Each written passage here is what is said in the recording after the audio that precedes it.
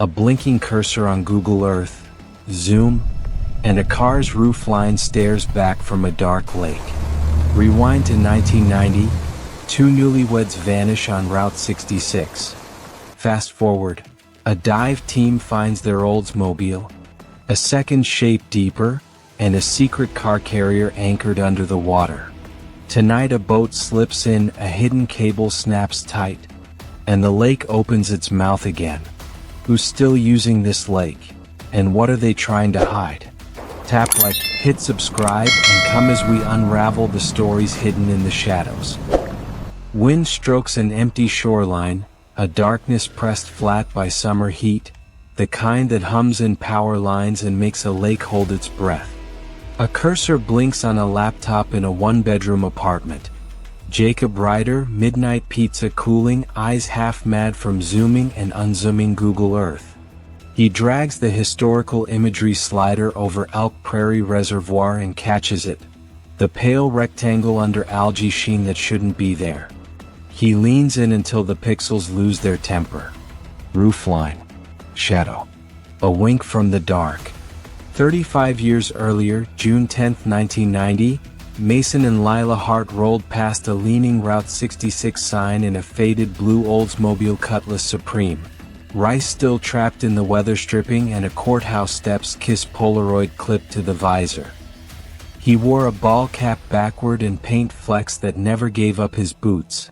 She wore a sunflower print dress and carried a sketchbook fat with grocery lists, phone numbers, and little promises she made to herself. He told her the cabin by the lake would have a canoe.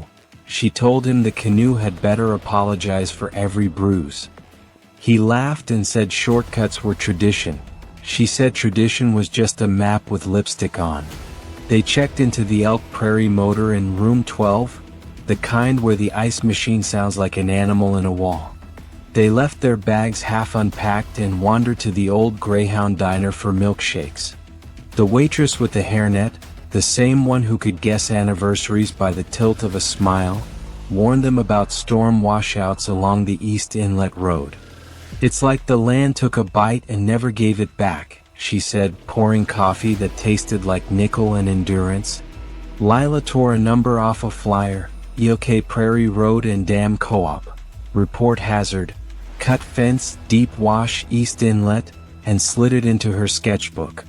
Mason paid cash and scratched a grease blister on his thumb and said he knew roads.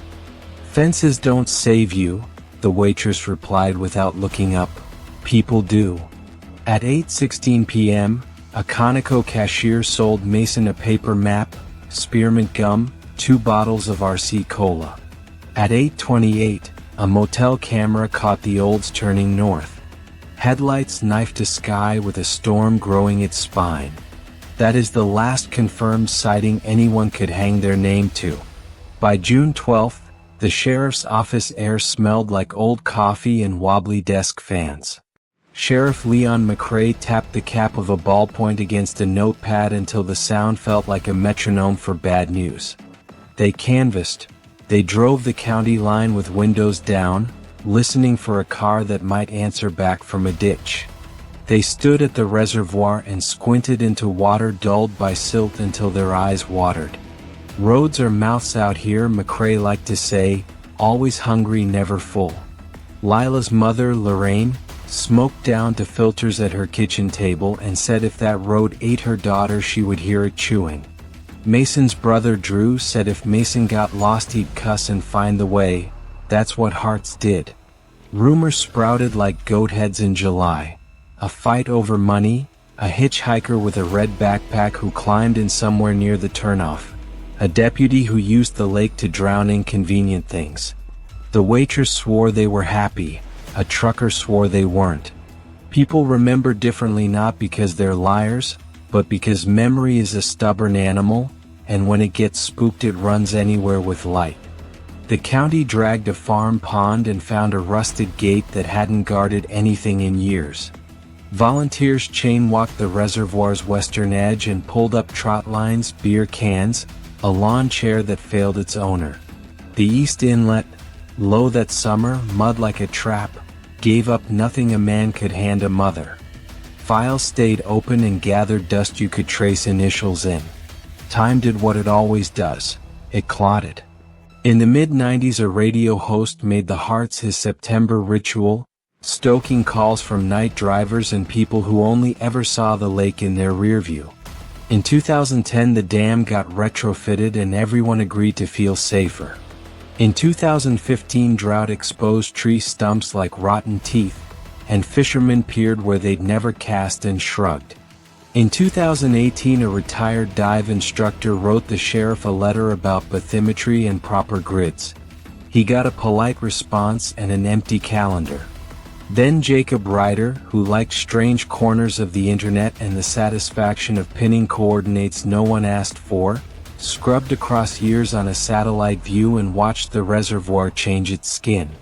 On a pass from 2018, sun angle low, wind slick calm, he saw it clean, a pale geometric mass nestled in the East Inlet Cove. In 2021, wind hit it. In 2023, drought made it wink again. He sent screenshots to a county email address that looked like a taxidermy shop's website. He dropped the images on a forum where 50 readers on a good day argued about fence lines and ghosts. He slept and woke to a reply from a deputy who spelled coordinate with a K and promised to forward it anyway. 6 days later, a line of county trucks, a volunteer dive trailer, and a mobile tent squared themselves at the East Inlet. The lake in the morning looked honest. The dive captain briefed the team like they were about to read a diary that wasn't theirs. Tethers. Sweep. Photograph. Tick. Do not pop doors. The water took the divers into itself. Silt bloomed like shaken cocoa. The world narrowed to the crawl of a glove over drowned grass. The skim of a wrist across something that pushed back. Contact. Roofline. A curve of fender with algae turning it almost pretty. Mid-size late 80s. Driver's side roof crushed inward. Orientation nose down. The tether man on shore swallowed hard but didn't say the word. Someone's mother was standing 10 feet away. They floated lift bags and let physics do the slow, merciless thing. Silt coughed through the waterline. The Oldsmobile rose with a sound like a secret changing its mind. Blue bled through pond green where the sun found quarter panel. Pond weed hung off the antenna like the veil no one wanted. The plate was a rumor, the VIN was patient. Sheriff McRae said, "Secure the scene," and nobody had to be told twice. Inside the tent, the car became a room of dripping truths. The glove box gave up a waterlogged diner receipt stamped 7:59 p.m., a disposable Kodak that a tech cradled like a baby bird, a paper map swollen to the size of a half-drowned city. The rear floor held a ring, Lila's simple band, sunflower engraved on the inside where it had always warmed her skin. The driver's seat held what dignity required men with cameras to step back and breathe for a beat. The passenger belt was latched slack, as if someone had obeyed the rule and then the rule failed her. They peeled the map apart with tweezers. Fungus had taken the legend for lunch. But under the water stains, in pen and pencil both, circles squinted back. County 214. A margin note, 214 to spillway, look for fence. A faint block print, East Inlet, an O through, arrow pointing where the county road kisses the water and thinks about slipping under.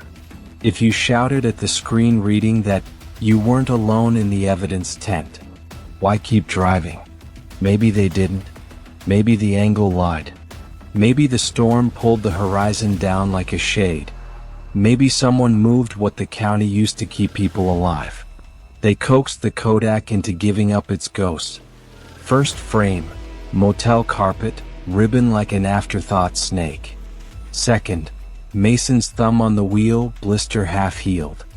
Third, fence line and water, a tilt that said the car was moving, Lila somehow catching it anyway. Fourth, the East Inlet, an O through sign at a lean night flash burning the D and the N into light. Fifth, black rain. Sixth, stones in a berm, kicked like a boy who wanted an easier way. Out past the reservoir, a retired deputy drank coffee in a kitchen that used to be louder and told a young detective that in 1990 they slapped "No" through signs up because men like to fish at night then drive back with beer in their knees. That summer, someone kept shifting the rock berm they'd stacked, taking a dually down to the spillway because the straight line felt like a birthright. He wrote it up. He didn't know where the reports slept. Budgets thin the attention of good men. Rain doesn't care. The lodge manager opened cabin 335 years too late. Dust motes threw themselves at light like they always do. The guest book from 1988 to 92 still smelled like 1,000 pens. Tucked inside, a pressed sunflower petal left by someone else for some other story. The spare key from the Olds glove box, Pine Shore, found a lock it was born for and turned like an apology. The room said no gently. Detectives knocked on a house outside town where Harold Pike, 78, retired road crew foreman, kept his keys on a ring heavy enough to anchor a boat. He remembered the berm, the drought, the fights the county lost to erosion and impatience. He remembered big tread marks and a cooler left in the brush with a gray dog silhouette sticker peeling off the side. Weimaraner, maybe? He stacked the rocks again and got called to the west side and told himself he'd come back after the rain when the county said he could. He couldn't swear to dates without his old notebook, and the notebook was buried somewhere behind pliers and fishing line and the names of men who were now dirt. One night later, the detective sat at his kitchen table and made a list that tasted like metal. Black dually early 80s, dog sticker, a shortcut habit. A family name that kept sidestepping sentences whenever it came up in town. He traced the circle on the map where the berm had been, then he underlined the part of the Kodak frame where the stones looked kicked. He closed his eyes and saw a car easing toward water and a hand on a column of stone and a voice saying, "It's fine, I know this road." He opened them and wrote, "No, he didn't." The Oldsmobile's trunk gave up one last thing. A factory jack well hiding a sandwich bag from a grocery chain that changed logos in '93. Inside, a note scrawled in Lila's round, earnest hand. "Mom, if we get there after dark, don't wait up." The map says the inlet road's sketchy, but Mason says he's got it. Tell Drew the canoe bed is on. Lila. P.S. If I lose this note and someone finds it, we were happy. There's a kind of silence that isn't empty. It's crowded with people trying not to cry with other people watching. By the time the news vans found the gravel pull-off, the town had split into two camps. Accident is a mercy we can live with, and accident is a lie people tell to keep a secret old enough to collect Social Security. A church basement meeting got hot under fluorescent lights. An old man at the back said you can't hang a man for moving rocks 35 years ago. Lorraine Hart stood and said you can ask a man to tell you he moved them, and she would be waiting to hear his mouth form the word. Her voice didn't shake. Everyone else's eyes did. At dusk the detective walked the east inlet alone, toes of his boots feeling where tires once did. Crickets hit their switch. The water took on that pewter shine that makes distances lie. He knelt at the lip where the berm would have anchored and brushed mud until he touched stamped metal. The head of a survey stake no one had bothered to pull. He wiped it. Numbers. A single letter. 214H. He wasn't sure if the H stood for east, for inlet, or for a foreman with a name that started with Pike. His phone vibrated. A message from the evidence tech. You're going to want to see this. The attached photo was a close-up of the driver's side A-pillar trim, clean to a careful shine. Just enough to show a pressure dimple that didn't belong and a thin smear of paint that wasn't blue. Red. Transfer from something big and heavy and impatient. He stared across the inlet. On the far property line a porch light clicked on. The same parcel that, on a 1990 plat map, belonged to the family with the black dually and the dog sticker and a habit of cutting the straight line out of every curve. He thumbed out a call and said, "Get me a warrant for the old pole barn on County 214. Wind skated across the water in little silver shivers.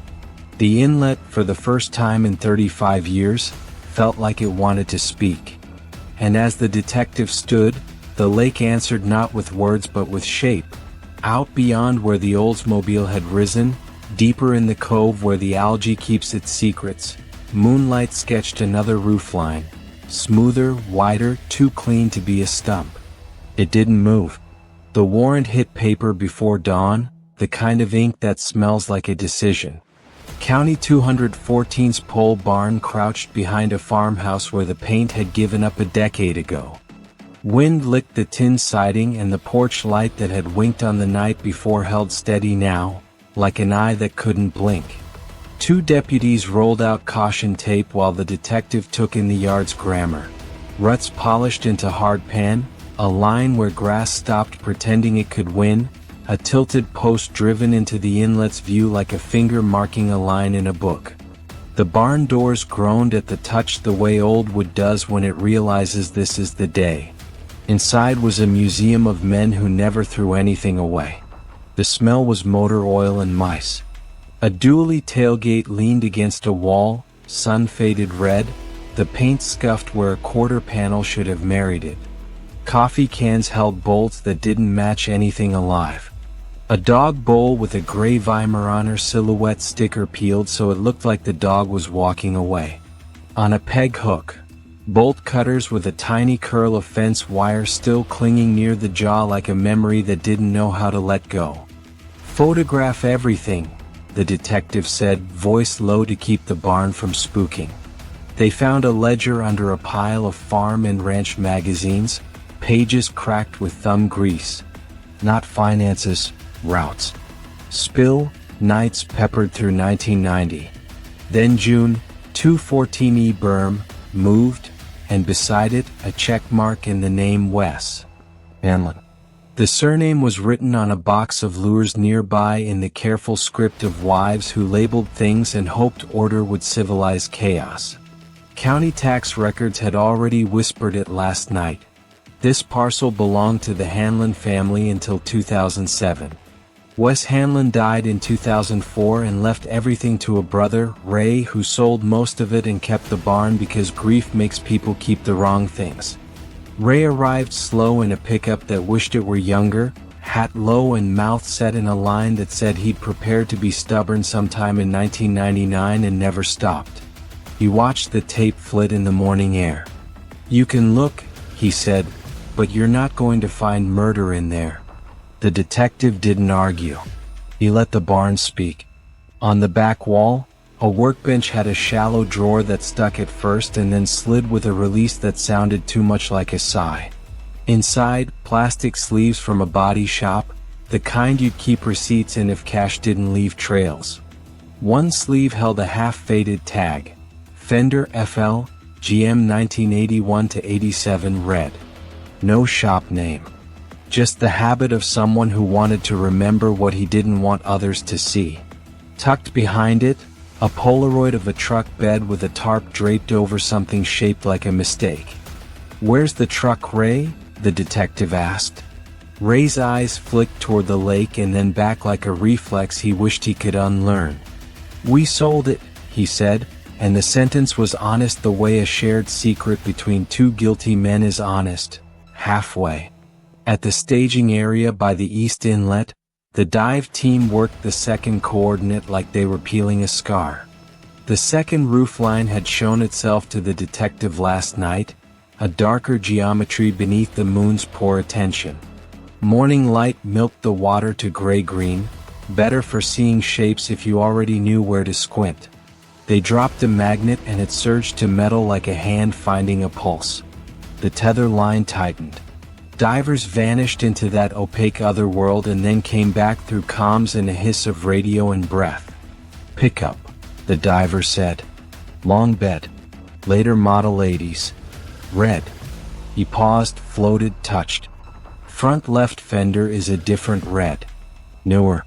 Primer line clean. There's a sticker ghost on the rear quarter, dog silhouette left outline. Glove compartment intact. No occupant in the cab. On shore, the detective stood where the berm used to be. His phone buzzed again. Transfer paints multi-layer, the lab tech reported. Top coat red, 2 sublayers, and a primer unique to GM's Arlington plant mid-80s. The smear on the heart's A-pillar isn't age, it's a kiss from a truck that forgot how to stop. They winched the truck out slow to keep the lake from dragging them in like a jealous thing.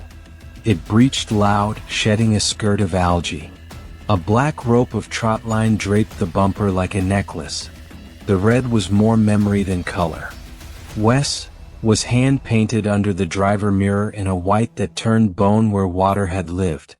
In the glove box, inside a zip pouch, was a fishing license in a plastic sleeve. The lamination bubbled where heat had been cheap. Wesley Hanlon, 1990 to 1992. Tucked behind it, a service tag stamped with a date, June 14, 1990.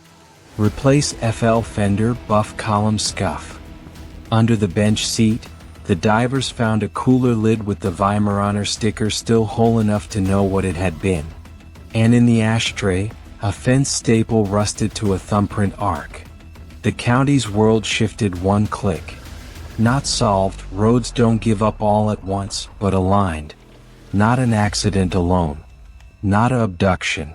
A midnight geography of impatience and gravity, and a push that didn't have to be a shove to ruin a life. The detective knocked again at Ray Hanlon's door late that afternoon, the sun throwing long spines across the yard. Ray was waiting on the step with a coffee he didn't intend to drink. "My brother's not here to tell you anything," Ray said. "And I'm not your villain. People used to use that spillway at night. We moved rocks so the world felt shorter. You ever done that? Shaved one corner off a thing so your day didn't own you?" The detective waited. Ray put the cup down so his hands would be free when his memory started talking. "I can tell you about a night," he said. "I can tell you about June. It stormed far off and we thought it'd stay polite. Wes went down first with the dually because he liked the way his own lights looked on the water. I followed in my Chevy. There was a car up top on the approach, pausing like it couldn't make up its mind. The girl held a map in the glove box glow. Straight-hair boy at the wheel. Wes told him to back up and go around, 'cause the angle was bad. He did that, he did warn him he wasn't a monster. But he also liked to prove things. He eased his truck toward the berm to nudge it back into the shape he liked, and the stones rolled away they didn't roll the last time. The old slid. Not a fall. More like the ground tried to take it and the tire said okay. He threw the truck into reverse and the back end fishtailed and we touched. Him in the car. Just the kiss of it, and the Olds tilted slow like a train on a curve, and then all at once it wasn't slow. Ray looked up, eyes glassy. "I do not know if the boy hit the brake or the gas.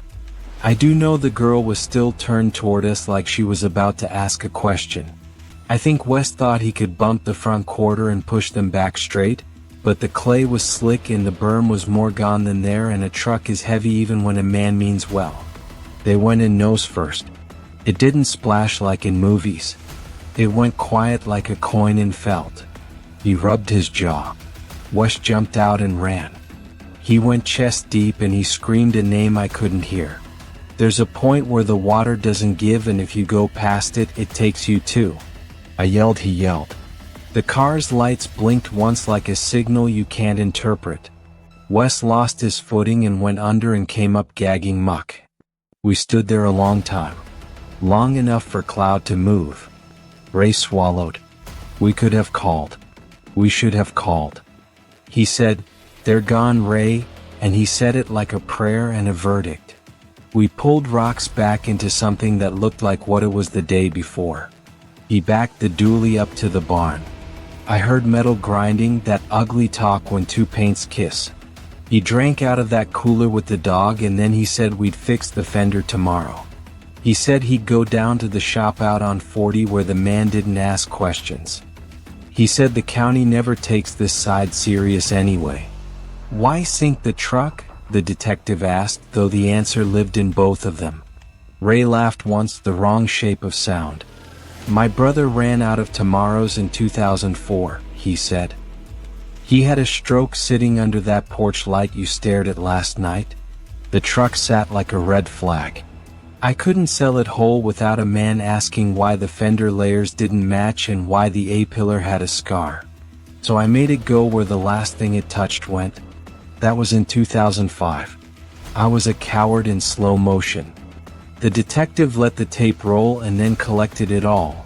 The fence staple, the bolt cutters, the ledger checkmark, the body shop tag, the truck bed photograph with the tarp and a date scribbled on the back, June 15th.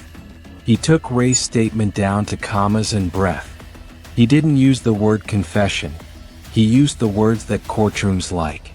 When the county held its press conference, it was measured and clean. Sheriff McRae said the facts had adjusted. He did not say the word murder. He did say criminally negligent. He did say tampering. He did say failure to report. He said referral to the district attorney, and then he folded his hands and looked at the floor because some sentences like that never feel like victory. Lorraine Hart sat on the front bench with both fists in her lap like she was holding rocks she meant to throw at a lake. Drew leaned forward, elbows on knees, a posture from boyhood when he listened for weather under the door. The detective showed them a map with circles that finally connected. He said the camera photos confirmed the sign in the berm. He said transfer paint did the small, clinical miracle that time forgot to erase. He said the truck was out of the water and so, finally, were there names from certain kinds of rumor. He stopped before remains because dignity is not negotiable. After, in the evidence room quiet, the Kodak offered up one more thing. A frame the lab almost missed, light-struck and hard to coax. The last exposure lived half in shadow. Gravel, the curve of the berm's lip, and in the upper right, the ghost of a grill and two stacked headlights, truck eyes watching. The lab printed it lightly, respectfully, like a whisper that the living could carry without it breaking them. The county moved to charge Ray Hanlon with tampering and failure to report a death, offenses that sound thin beside 35 years. He didn't fight. His lawyer said words about age and history and the heavy price of a night. Lorraine stood with a paper in her hand, the note from the trunk, and read only the P.S. She folded it after and slid it back into the evidence sleeve and told the detective she'd like it later if the law allowed because some things belonged in kitchen drawers with elastic bands and old pens. 2 weeks passed. The lake looked like it had been forgiven by someone it didn't believe in. The town breathed differently.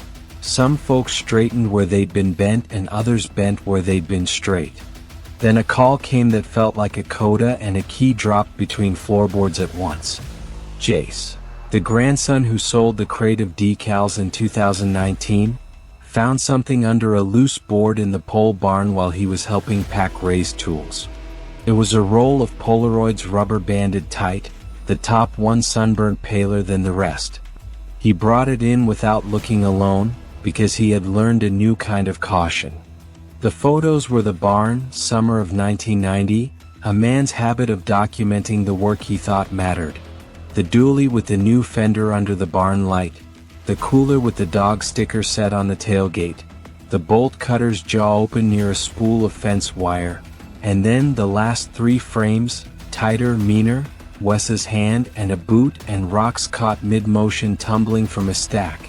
Recorded like trophies by a man who believed control was the same as innocence. On the final frame, the date stamp bled red in the corner. June 10, 90. The detective stared until the room's edges softened. It wasn't about more charges. The dead don't answer summons. It was about the feeling of a circle ceiling without leaving a glue line. That night he went back to the inlet because people become ritualists when cases end. He stood where the berm had been and read the water for anything he'd missed. Crickets took up their choir.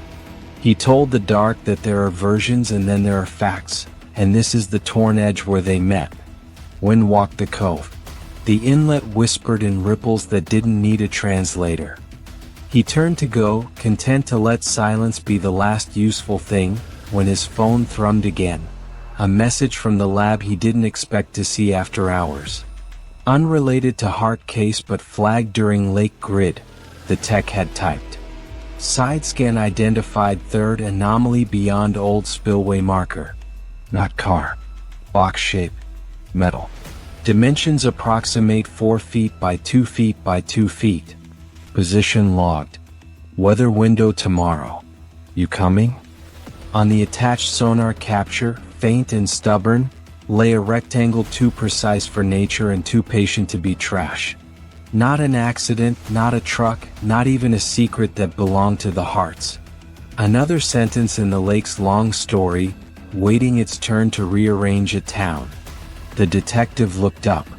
The porch light across the water had burned out or been turned off. The far bank was black. Yeah, he texted back, thumb steady. I'm coming. And the lake, which had given back a car and a truck and a ledger of choices, lay there with one more closed mouth.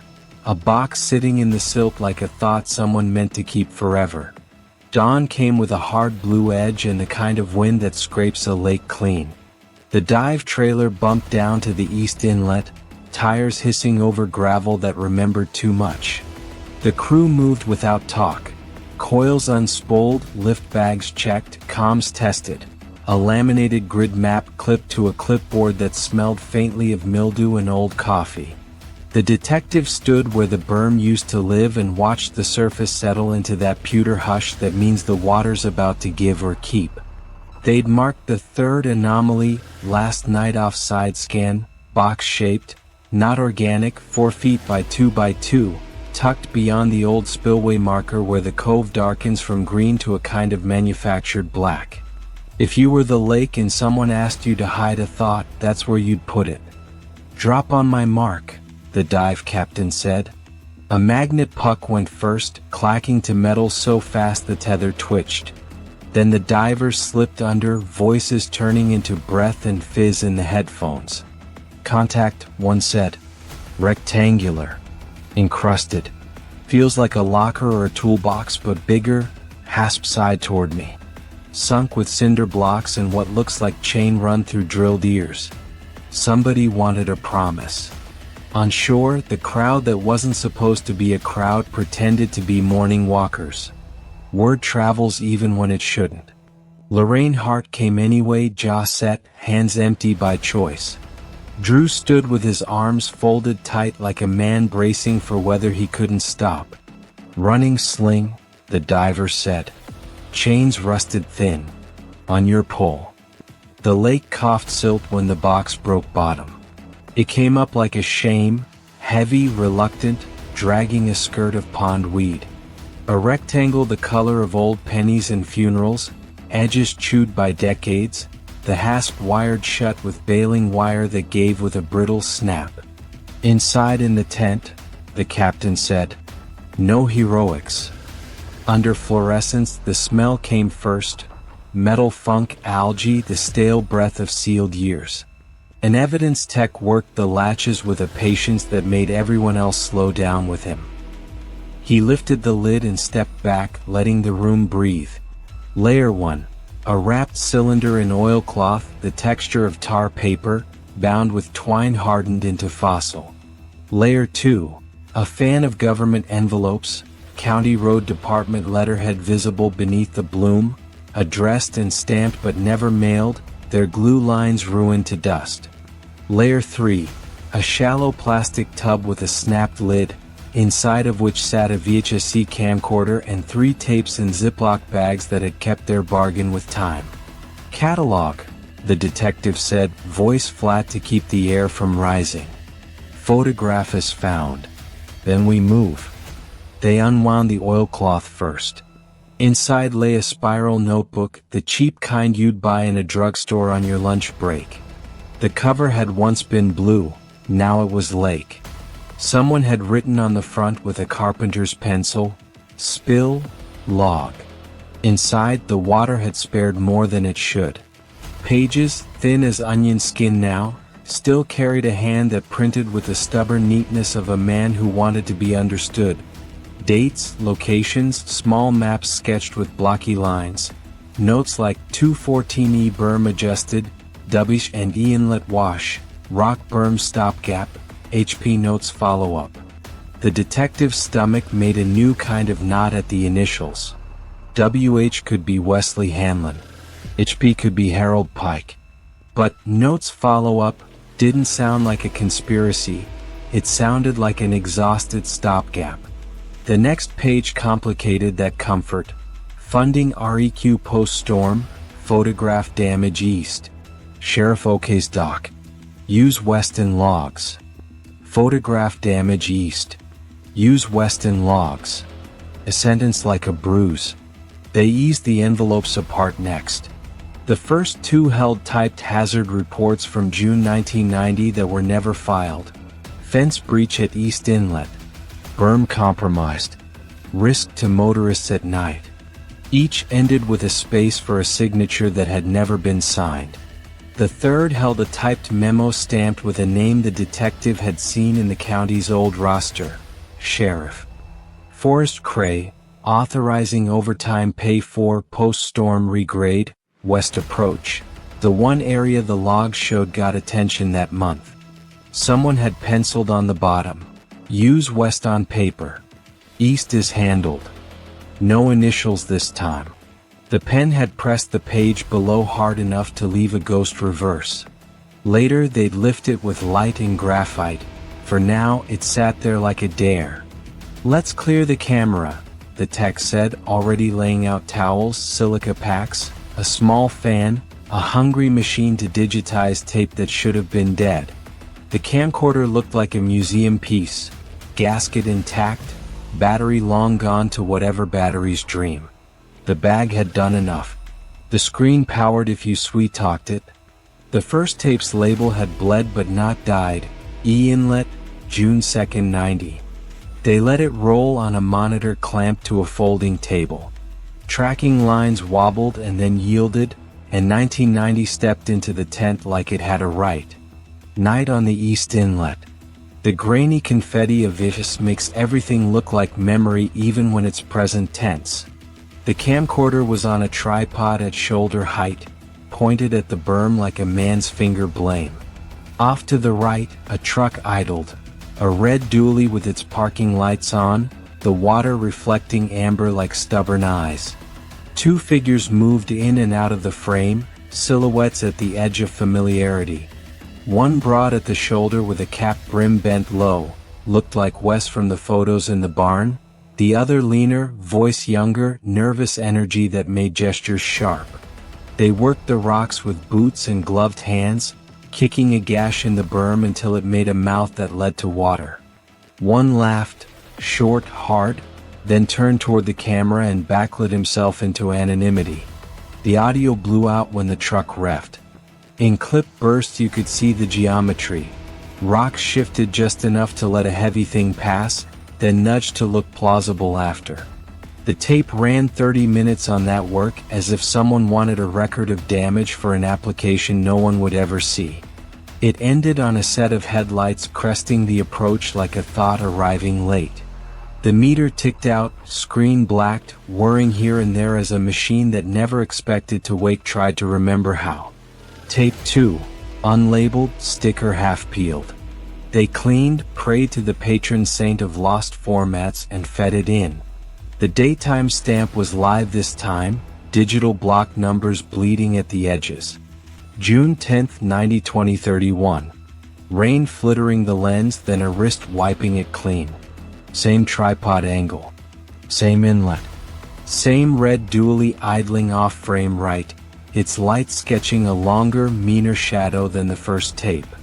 A sedan rolled into view and paused where gravel goes soft. The Oldsmobile, blue turned gray by vicious night. The driver leaned forward, elbow on the wheel like a man trying to read a road's face. Passenger turned, profile caught one beat. The dark hair pulled back, the cheekbone you could identify even if the world went to static. Lila. Off frame the dually eased. Its fender caught the light wrong, the paint brighter along the arc that had been replaced 4 days later according to a service tag now on an evidence table. The shadow of a man raised both palms in a gesture you could misread as, "Hold up," or "Watch this." The truck nosed toward the berm's raw lip. Stones rolled under its weight, stones that would later be kicked back into an honest lie. The Oldsmobile inched. Wheels turned wrong because the ground lied. A physical law took the rest.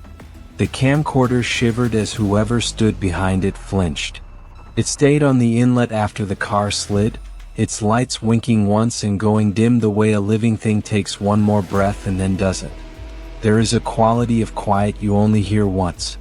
A voice on the tape said a name, and if you didn't know the men you'd get the vowels wrong. The tape didn't fascinate itself with that kind of detail. It recorded what it could. Water moving, a man in water up to his ribs, another man on his knees pulling at stones like he could reverse time with his hands. Then it recorded nothing because nothing is what there was.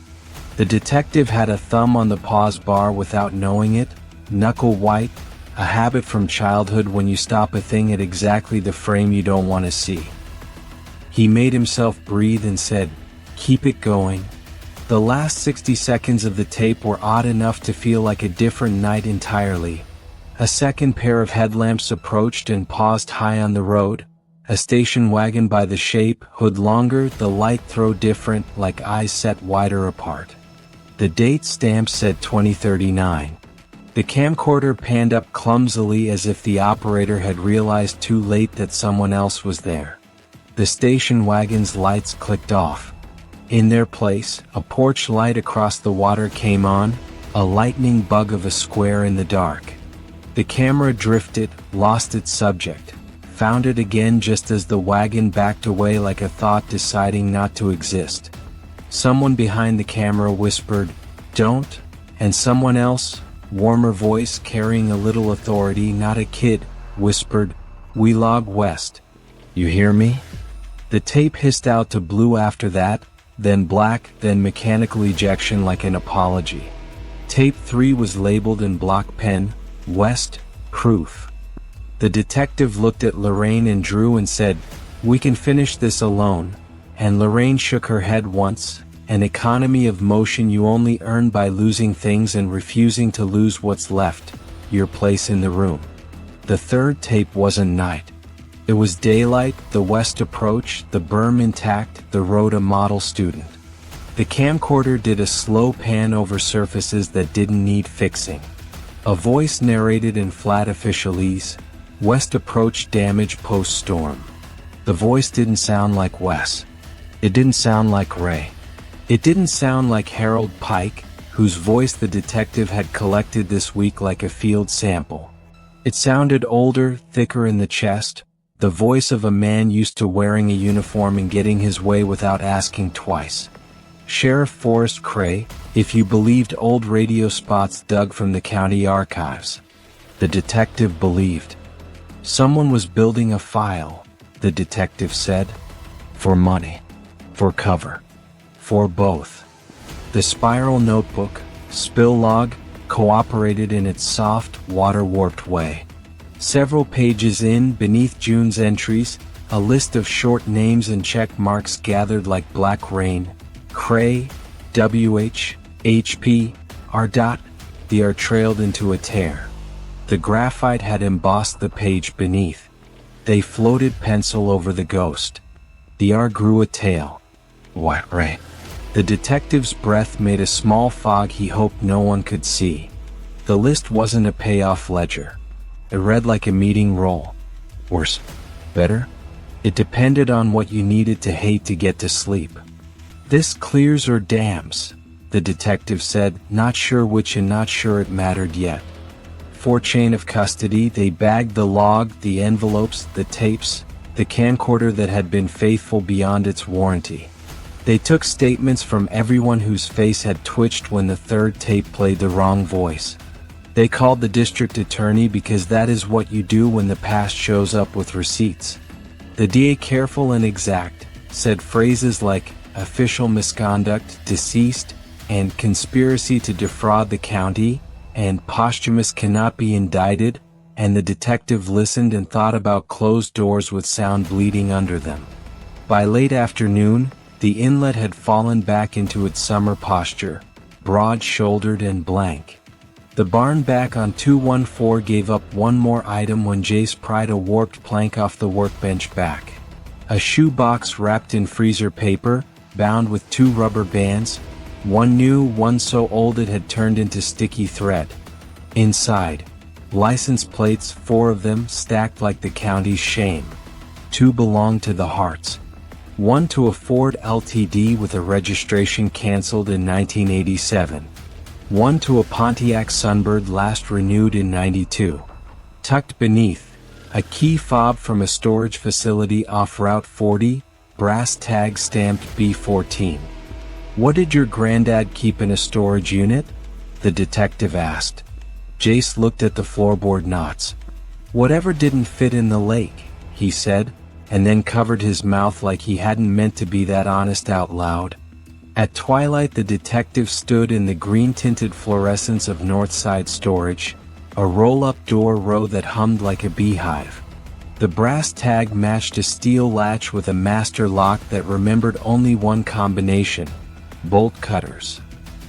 He paused before the cut, looked at Lorraine, who had come because she was done waiting for men to bring her the world in past tense. She nodded once. The lock jawed in 2 with a sound you never forget. The door rattled up halfway, then stuck, then gave all at once, dust sifting like old secrets. Inside, the curated fossil record of a man who'd been running a side business in erasing corners. Shelves of parts catalog binders. A stack of Polaroids banded tight, the top frame bleached by time into a ghost of a truck bed with tarp and a shape under it you can know without naming. A bucket of fence staples, a length of chain with a lake patina, an orange road cone spray painted over with a crude smile. A Rubbermaid tote with Co-op written on masking tape across the lid in the same block letters as the spill log. And against the back wall, a long, low military-style footlocker stenciled in black. Cray. The detective went very still. The room did what rooms do before someone says the thing they can't unsay. It held its breath. He slid the footlocker out and onto the concrete.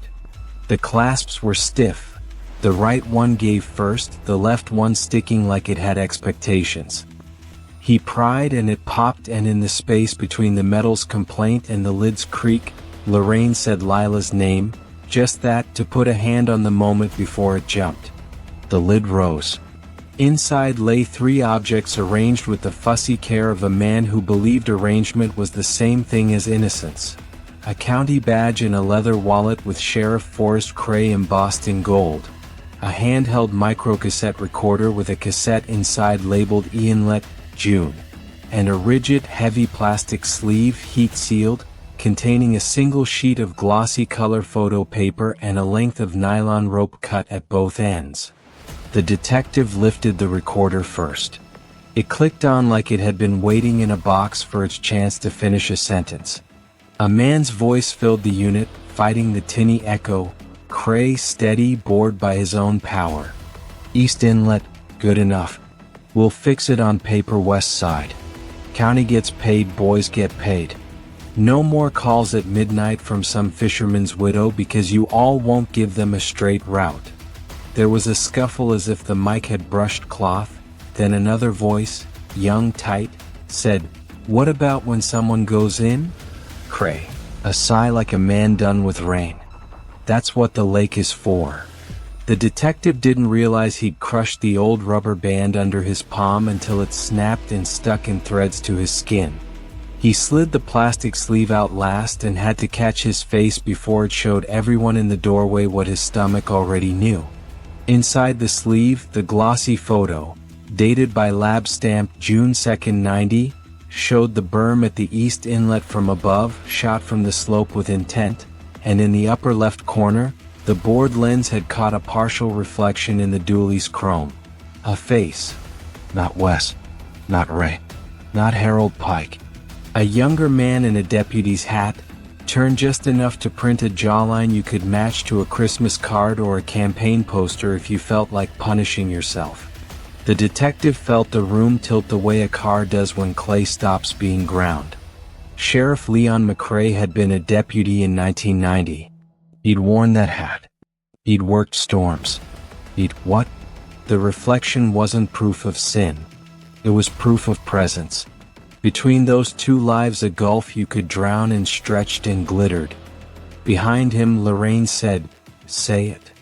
"I can't," he answered and meant it. His phone vibrated in his pocket, the lake's number calling again. The dive captain's voice carried over compressor thrum and running water. "You sitting down?" the captain asked. "Standing." "We moved the grid out past the spillway marker like your side scan suggested. Picked up a fourth target. Big. Not a car, not a box. Looks like a trailer. No, wait." He paused to listen to someone shouting by his shoulder. "Scratch that. It's a car carrier. 2 levels. Empty now or looks empty. But here's the thing. There are fresh gouges in the bottom silt around it like something slid off it not 30 years ago, like last year." The detective stared at the footlocker with the sheriff's name and the rope and the glossy reflection of a face he knew. Then he stared through the door, past the rows of units, to where the inlet lay invisible and loud. "What are you telling me?" he said. The captain's voice dropped half a pitch the way men's voices do when they prefer not to say the next words. "I'm telling you the lake's not done, and if the carrier was used it wasn't just 1990. Somebody's been feeding it since. You wanted your present tense?" The detective closed the footlocker and the storage unit was suddenly too small for air. He looked at Lorraine, at Drew, at the key fob in his palm, at the plastic sleeve still warm from his hand. "Part 4, he said, not to them, not to anyone, to the road itself as if it could hear, "isn't about who started this." He reached for the bolt cutters because every door had another door behind it. "It's about who hasn't stopped." Dawn burned clean across Elk Prairie as the dive team dropped on the new target. The sonar had drawn it like a rumor with edges. In water, the carrier looked like a rib cage, 2 decks of steel braced on cribbing stones, chained to drilled rebar set in clay. Around it, fresh gouges scribbled the bottom in half moons, the kind ratchet straps make when they snake back after a load slides. "Not old," the captain said in comms. "Somebody used this recently. Tagging the anchor points. Found a loose strap, poly, no algae load. Year-old tops." The detective called the state. He'd learned his lesson about keeping the circle small. By late morning the Rangers had a tent on the gravel and a jurisdiction letter in their pocket. Sheriff Leon McRae arrived pale and silent, nodded when shown the footlocker items from storage, Crae's badge, the microcassette, the rope, the glossy reflection catching a younger Leon in chrome. He didn't deny the reflection. He didn't look at Lorraine Hart when he said, "I can tell you what I did. I can't make any of it smaller." They pulled the carrier in stages. Algae sloughed. Welds complained. When the deck broke the surface, everyone saw the same absence. Tire marks where something had rested until not long ago.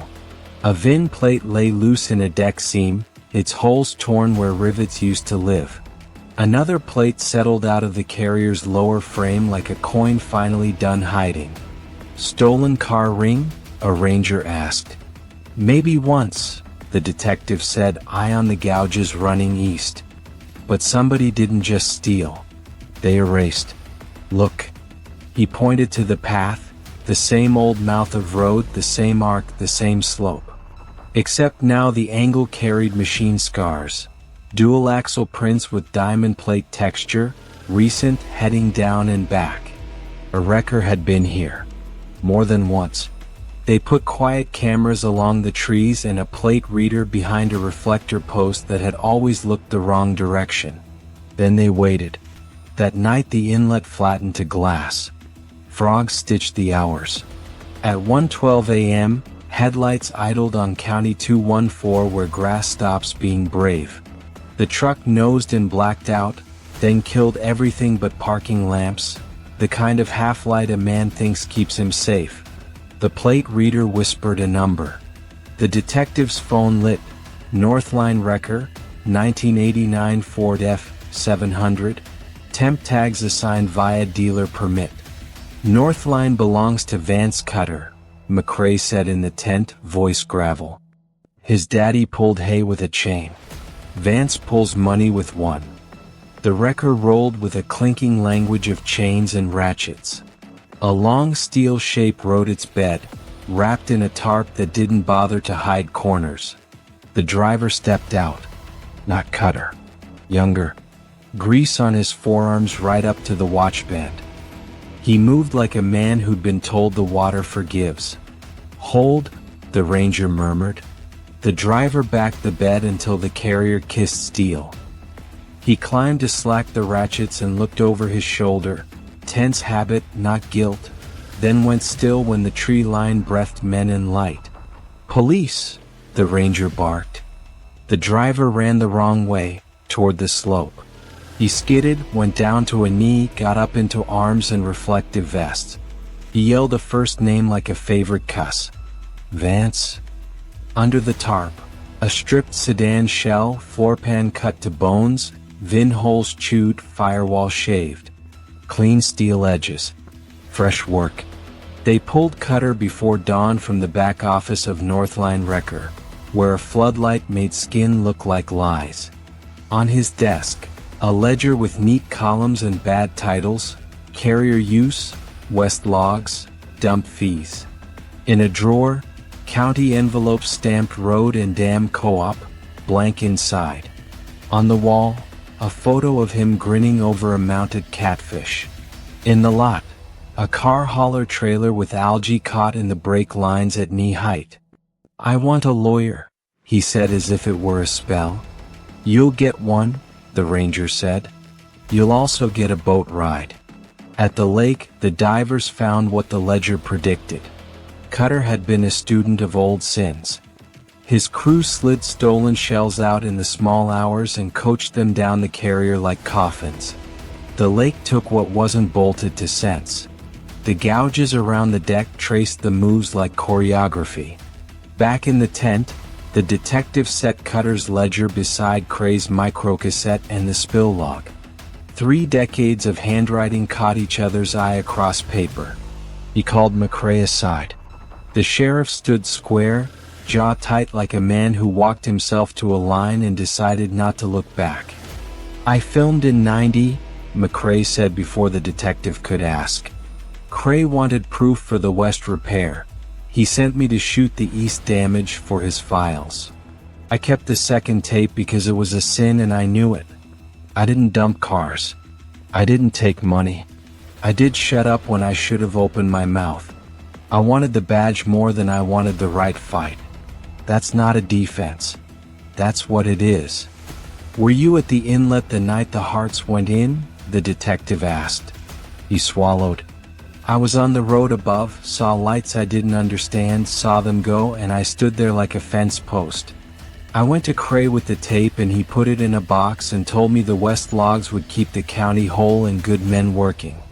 He said, let the lake be the lake. I let him say it like it was a law. You're resigning, the detective said. I'm confessing first, McRae replied, voice almost soft. Then I'm resigning. He did both by noon. The press conference was short. He said failure of courage and obstruction, and I did not touch their car, all in the same sentence because people deserve the whole ugliness at once. The DA said charges consistent with evidence, and let the mic fall back. Lorraine Hart stepped to the bank when the camera lights left and just stood. The detective offered her nothing, which turned out to be what she needed. When she finally spoke, it was not to the water. I want my girl's last note, she said. You'll have it, he said. When the court is done with the paper, it comes home. They allowed themselves an hour to be human. Then the lake asked again. Afternoon percolated into thunder. The dive captain's voice ticked low and steady as the team lifted embedded shapes the side scan had flirted with. Two small sedans from the late 80s with numbers that quietly closed other families' decades. And a pickup from '92 that had been on no list because some men didn't report loss when loss involved titles they'd prefer not to explain. They also found a fourth thing they hadn't expected. A heavy, pitted steel safe caught in willow roots below the carrier's old angle. The paint had given up its color. The hinge had not given up its job. They floated it like a stubborn thought and cracked it in the tent with a circular saw that screamed at time. Inside, water, paper, coins turned to scabs, and a cassette case in a double Ziploc. The label inside, handwritten with a tidy teacher's script, read, Co-op/Cray, calls. They ran the tape while the storm worked out what sort of rain it meant to be. Voices, Cray with his bored certainty, a man from the road co-op asking for money to fix the West because the East is more trouble than it's worth. And then New, Cutter's father, young and hungry, pitching the carrier scheme as a service to keep the lake from random trash by organizing the trash. Cray laughed that smoker's laugh people used to think made a man real and said, "Fine. Make me not see it." They had everything they needed to charge the present and write the past into the file with names instead of rumors. It still didn't feel like victory. Justice rarely does when it's 35 years late and still misses whole people. That evening, the lodge at Pine Shore unlocked cabin 3 and put out 2 plastic chairs. Lorraine sat in one. Drew stood behind her the way grown sons stand when they want to be small again and can't. The detective handed Lorraine a manila envelope, chain of custody blessed, signatures a zipper of ink. She slid out the note from the heart trunk. P.S. If I lose this note and someone finds it, we were happy. She folded it with the care of someone who understands paper can be a living thing and put it in her purse, the way mothers store band-aids and secrets. It doesn't give me a day back, she said. No, the detective said. It gives you the day we're in. Lightning flared low. The smell of a hard rain walked up the road. They could have ended there, with arrests and resignations, with a metal carrier dragged up like a bad idea finally told no. But the lake had one more habit and it wasn't done. A ranger jogged from the tent, headset cocked, face rained on by something that wasn't weather. "Detective," he said, "Camera 3 on the county spur just sent a ping. Northline second truck just rolled. No bed load. Heading toward the inlet." "We have Cutter in cuffs," the detective said. "Not Cutter," the ranger replied. "Second truck's registered to a shell company out of the co-op's old P.O. box. Driver looks like," he checked the tablet, zoomed the night-to-day switch on a still frame, Harold Pike's nephew. "Name's Jory Pike. Works county roads on contract half the year, moonlights for Northline the other half." "Where is he now?" the detective asked, already moving. "Half a mile out," the ranger said. "Lights off. He just parked on the spur by the old pump house." They took 2 units quiet and low. The storm flattened sound. Tree frogs went silent when tires crushed gravel. They start again when threat passes, nature's alarm that marks you twice. Jory Pike stood at the pump house's shadow, a length of nylon rope in his hands, the same sheen as the piece from Cray's footlocker. He fed it through a rusted ring set in poured concrete, paid it out along the slope, and cinched it to nothing, an anchor waiting for a decision. He looked young in the way men do when they repeat something they were told was normal. "Jory," the detective called. The kid snapped like a deer, then froze, rope burning his palm where it slid. "What are you doing?" the detective asked. Jory stared at the rope like it could coach an answer. "Storm's gonna bring trash down," he said. "Always does. We just make it go where it goes." "That carrier didn't build itself," the detective said. "Your uncle knew better. He still stacked rock." He also told you rain didn't care about your schedule. Which part did you hear? Jory swallowed. We ain't hurting anybody. The detective stepped closer, voice even. A car with a family name on it is not trash. A boy who thinks a rope is a fix is not a monster. He is a man one step from becoming one. Let go. Rain fattened. The rope went slick. Jory's throat worked. He let the line fall, and the nylon hit the slope with a thud that felt like relief. They cuffed him because law is law. He cried not because of cuffs but because belief evaporates in sudden weather and leaves men cold. He said he knew nothing about the hearts, nothing about carriers, just helped when Vance asked. He said it like he believed help and harm had ever been cousins. They turned him over to the ranger with instructions that had nothing to do with meanness and everything to do with the part of the job that is salvage. Call his mother. Get him counsel. Don't let him decide he's already sunk. Night should have closed on rain and paperwork. The detective should have written the line that says case referred, and slept like a man who earned it.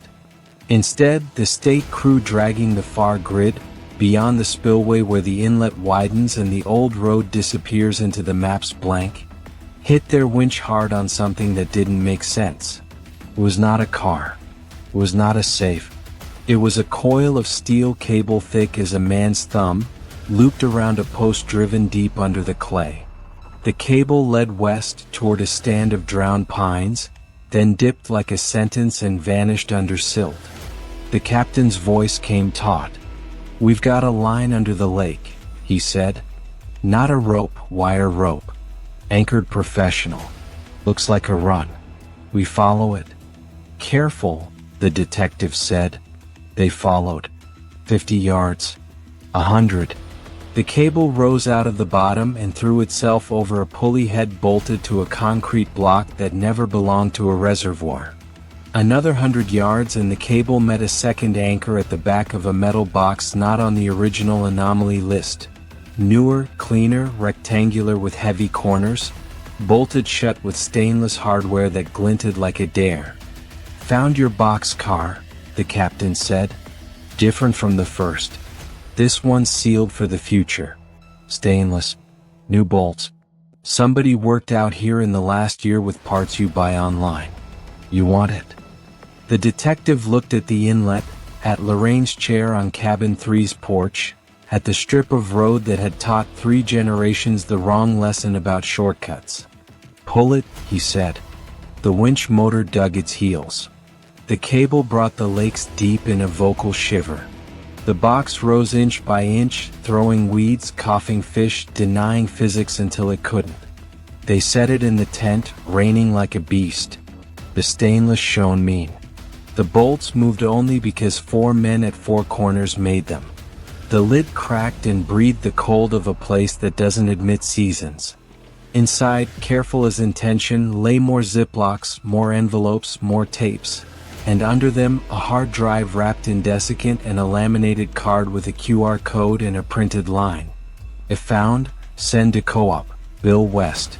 The detective laughed once, short, ugly. Habit. Heritage. The confidence of men who believe the floor is theirs. He lifted the drive like an egg that had learned tricks. On the underside, Sharpe, spill, timeline, 1990 to 2024. Behind him, thunder stitched the sky. In the lamplight, the stainless box threw a cold square onto the tent wall that looked for a second like a door. End it? Lorraine said softly from the flap.